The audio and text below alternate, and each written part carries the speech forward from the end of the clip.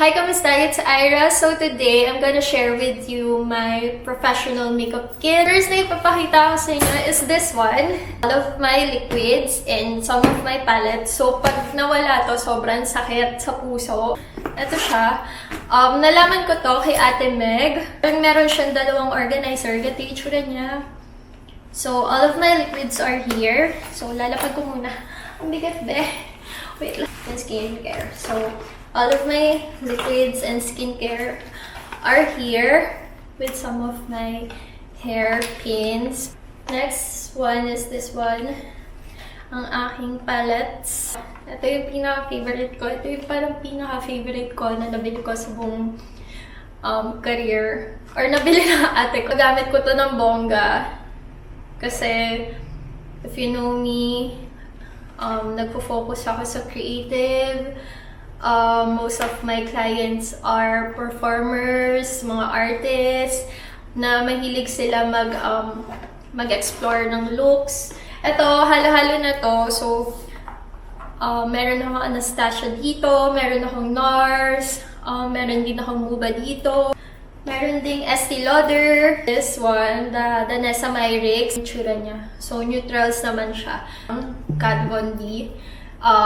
Actually, KVD Beauty na siya ngayon. Yung una ko nito is Kat Von D pa siya. Ngayon, KVD Beauty na siya. So, hindi na siya under ni Kat Von D. Ang dami ko sinabi. The Heyus. Ayan, lahat na meron ako. And thank you so much. Every time na nag-i-inquire ako sa kanila, pinapadala nila ako ng maraming palette. Hindi ko alam kung guess kasi nakikita nila yung mga ginagawa kong look. So, classics, ginagamit ko siya for freckles and metallics, yung basic colors nila. And of course, meron ako nung Hydra liners. Ito yung pinaka-famous nilang liners, which is the neon ones. Next, ito, I guess, it's okay. Favorite ko din siya. Naging favorite ko din siya. Pero, hindi siya yung magiging staple sa aking parang kit. Kasi, sobrang buttery niya. So, ganyan siya. Ang pinakagusto ko sa kanila is this one. Yung shimmers na na ginagamit ako nito. Yung mga natural look lang. Yung fresh. I have here the body oils. Ito yung amoy. So, I also have here, makikita niyo ba? Meron din ako nandito ng pang-blot and yung ibang pang-dikit ko sa mata. Here, the lid tape. Ayan. Okay, so next is this one. Ganito siya kalaki. Alam na to, meron siyang pockets. And yung pockets niya, I have here my lip liner from Barry M, Sunny's, Get Ready With Me. And this one are the Color Pops colored liner for eyeliner. And nilalagay ko din dito yung isa kong Panalite. The first one is for the liquids. The foundation, liquid concealer, liquid illuminator, and such. So, next is disposable sponge, beauty sponge. So, ito, after gamitin ng client ko, it's either tatapon ko na or kung gusto man nila kunin, sa nila na. More gem. Basta yung mga alaga ko, gusto nila may gems, may kumikinang sa kanilang makeup look. So, meron pa akong isa pang lalagyanan ng gems. And ito, meron din akong maliit na beauty sponge. Next, yung curler, lash glue, scissors, lahat ang aking scissors. Look at the keychains. Kaya gusto niyo lang meron yun. Ayan. Mga tweezers, spatula, extra na spatula for lashes.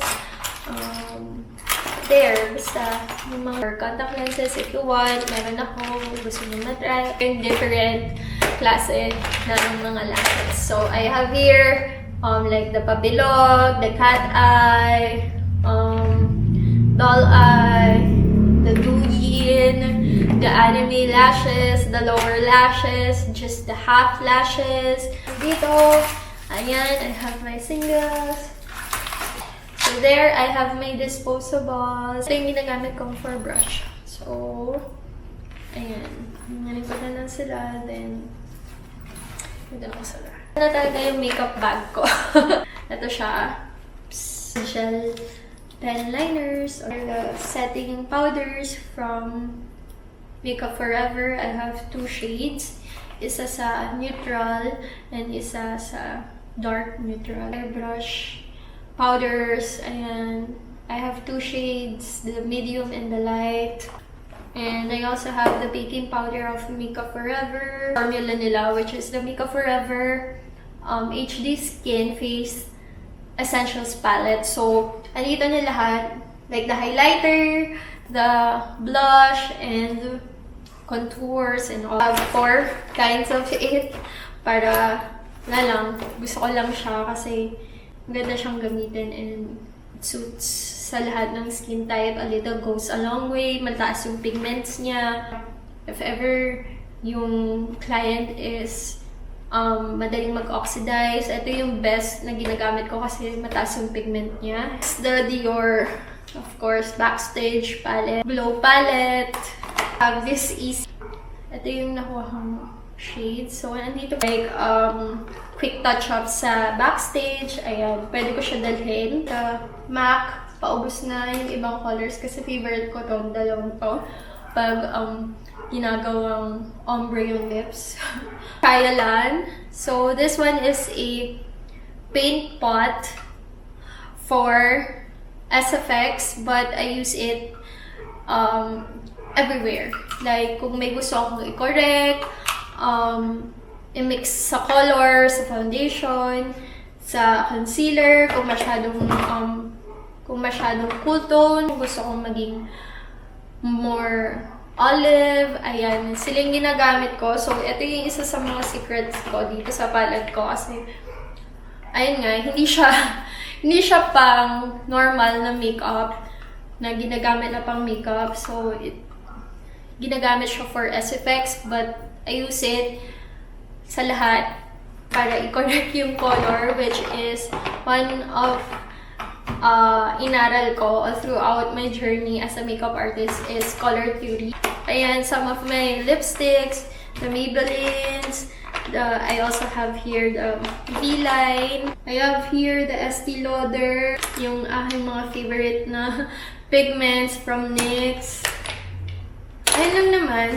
Ayan lang yung laman niya, and it covers everything that I need. That's my professional makeup kit. Yung bag na to, or etong mga to, ito yung mga bagay na comfortable ako dalhin and magpa-perform ko yung maayos yung trabaho ko pagdala ko sa...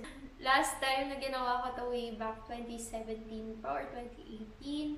Ipa-flashback ko dito. She's very young.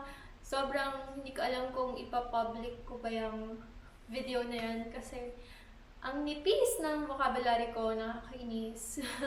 If you know me, way back then, hindi ako nagsasalita. Pero mahilig na akong magbasa ng libro, hindi ko lang alam kung bakit ganyan ako. I was so insecure that time. What I love about her is she's very ambitious, very determined siya. Sobrang big ng dreams niya for herself, and sobrang focus niya doon sa gusto niya mangyari sa career niya, and wala siyang pakialam sa iba. Basta lang magawa niya yung gusto niyang gawin para sa career niya, and I'm very proud of her. Anyways, ayan siya. Sobrang nipis. Nakakainis. Pero yes, I'm so proud of her. Gusto ko siya guys sa video na to, and I hope to see you guys soon sa projects, sa Mataman, sa events. Alam ko, makikita-kita rin tayo, and ayun lang.